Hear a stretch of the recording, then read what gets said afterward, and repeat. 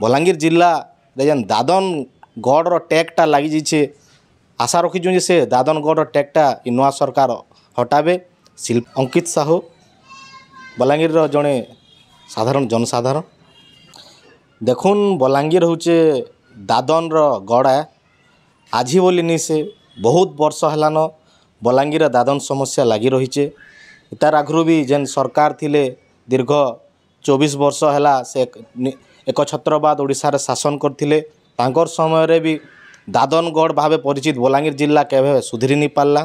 किंतु जेहेतु वर्तमान नुआ सरकार ओडिशा रे आसीछन तांकने आमे आशा रखुछु जेहेतु से नुआ होकर आसीछन बलांगीर जिला रे जेन दादनगढ़ टैगटा लगी जाइए आशा रखीचु जे से दादनगढ़ टैगटा इ नुआ सरकार हटाबे।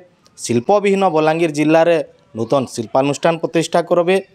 जेहेतु इनर युवक मैंने बहु मात्रा रे बेकारी होजन तांकर पथभ्रष्ट होजन से मन को उचित तांकर काम धंदा मिली पारबा आउ बलांगीर जेन दादनगढ़ टैगटा हटवा इ नुआ सरकार ने आम आशा करुछु।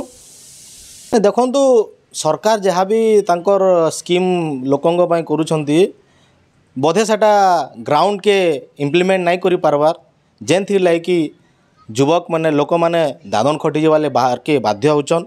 आप ठीक कहूचन जे आमरी अंचल रो बहुत लोग दादन खटी जाउछन। किछि लोग मची कर फिरुछन किछि लोग बंधा होकर रही जाउछन किछि लोग शव होकर फिरुछन और किछि लोग शव होकर भी नहीं फिर पारबार।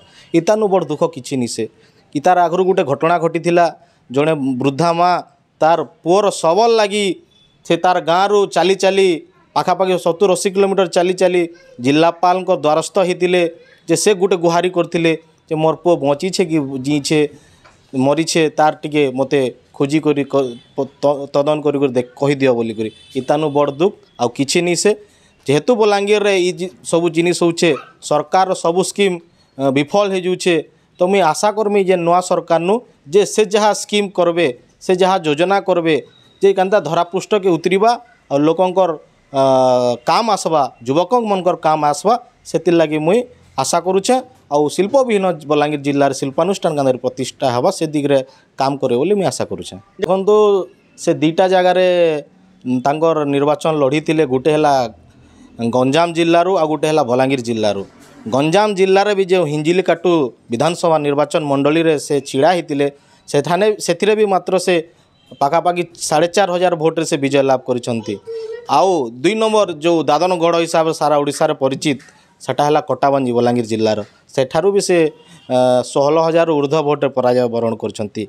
तो निश्चित भाव में लोक नवीन पट्टनायक सरकार जे 24 वर्ष एक छत्रवाद शासन करिछे ओडिशा रे सेताके प्रत्याख्यान कले।